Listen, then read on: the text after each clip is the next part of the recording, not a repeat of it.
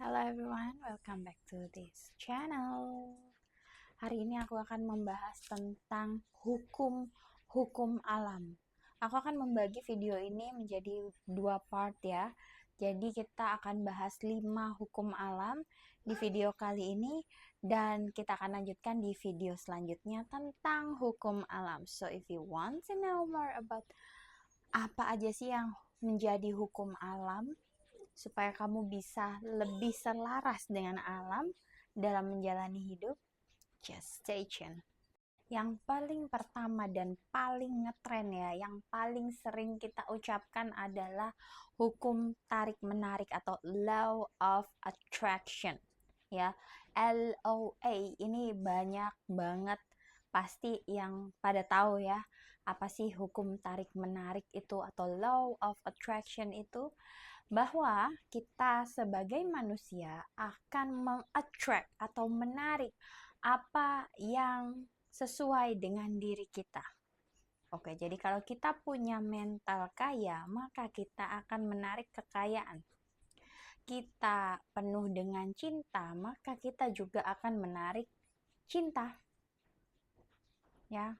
Dan kita meradiasi hal-hal yang sesuai dengan yang kita tarik. Oke, makanya di sini aku akan kasih beberapa contoh ya. Seperti dalam hubungan, ketika kamu sudah nggak align, nggak nyatu sama pasangan kamu, maka kalian akan terpisah. Oke? Dan mungkin kalau kamu sudah menjadi orang yang berbeda, kamu akan menarik orang yang berbeda juga. Ya, jadi make sense ya. Bagaimana caranya hukum tarik menarik? Kita menarik apa yang menjadi bagian dari diri kita. Dan human itu, manusia itu memiliki hal-hal yang ada di dalam diri kita tuh sangat deep dan sangat luas.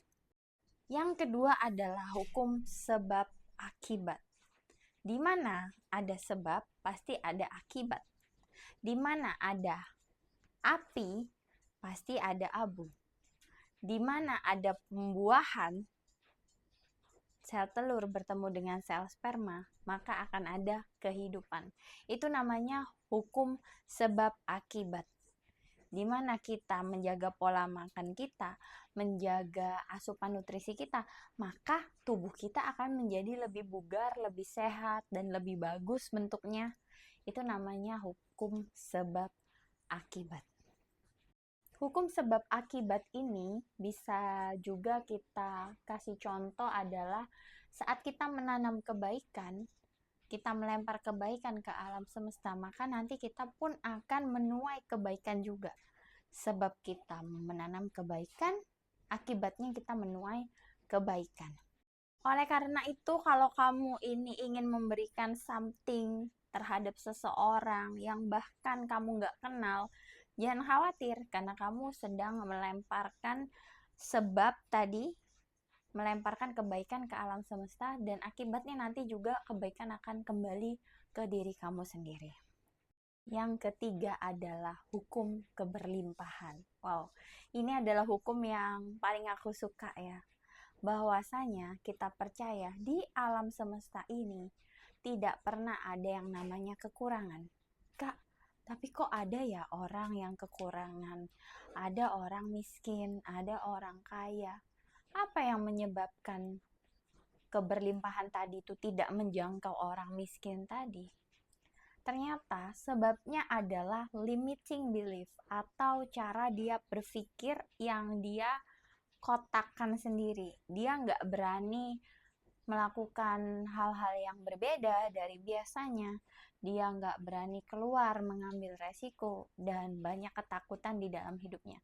Sehingga energi hukum keberlimpahan tadi tidak bisa menjangkau beberapa orang yang tidak sampai ke sana ya. Kamu bayangkan aja ya, di dunia ini banyak banget uang beredar ya, triliunan, miliaran, banyak banget.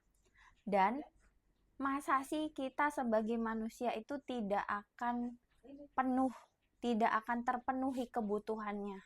Nggak mungkin kan? Karena uang di dunia ini, sumber daya di alam semesta ini tuh banyak banget. Jadi kita tidak akan pernah hidup dalam kekurangan. Itu yang harus kita tanamkan dalam pikiran kita sehingga kita bisa mencapai level keberlimpahan. Align sama hukum keberlimpahan alam semesta.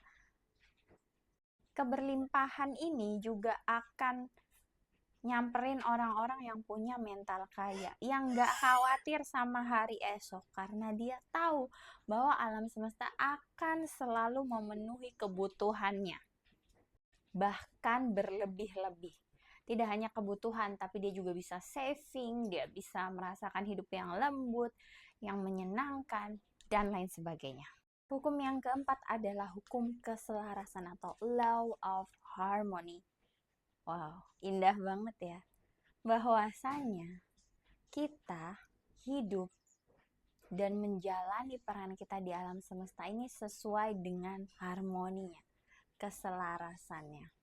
Ya, ketika kita ini feminin, maka yang tertarik pada kita juga adalah pria yang maskulin, sehingga selaras. Ya, nggak mungkin dalam hubungan tuh dua-duanya feminin, nggak mungkin dalam hubungan tuh dua-duanya maskulin. Ya, selaras itu sesuai dengan hukum keselarasan. Law of harmony ini juga berarti bahwa kita akan menarik hal-hal yang memiliki satu frekuensi dengan kita. Pernah nggak sih kamu punya temen yang dulunya deket banget, tapi ketika kamu sudah memiliki frekuensi yang berbeda, maka kamu juga tiba-tiba menjauh dari teman itu tadi. Bukan karena kalian musuhan, bukan ya, tapi ya udah kalian nggak berteman lagi. Dan akhirnya kamu bertemu dengan teman baru yang frekuensinya itu mirip sama kamu. Itu adalah hukum keselarasan. Ketika kamu memiliki frekuensi tertentu, maka kamu akan menarik frekuensi tertentu juga. Jadi, penting banget buat kamu yang pengen mengubah hidupmu untuk belajar merubah frekuensi kamu sendiri. Sehingga yang tertarik ke hidup kamu adalah hal-hal yang frekuensinya baik sesuai dengan apa yang kamu harapkan. Nah, yang terakhir yang aku akan bahas adalah law of vibration. Wow. Tadi kita bahas frekuensi, sekarang kita bahas vibration.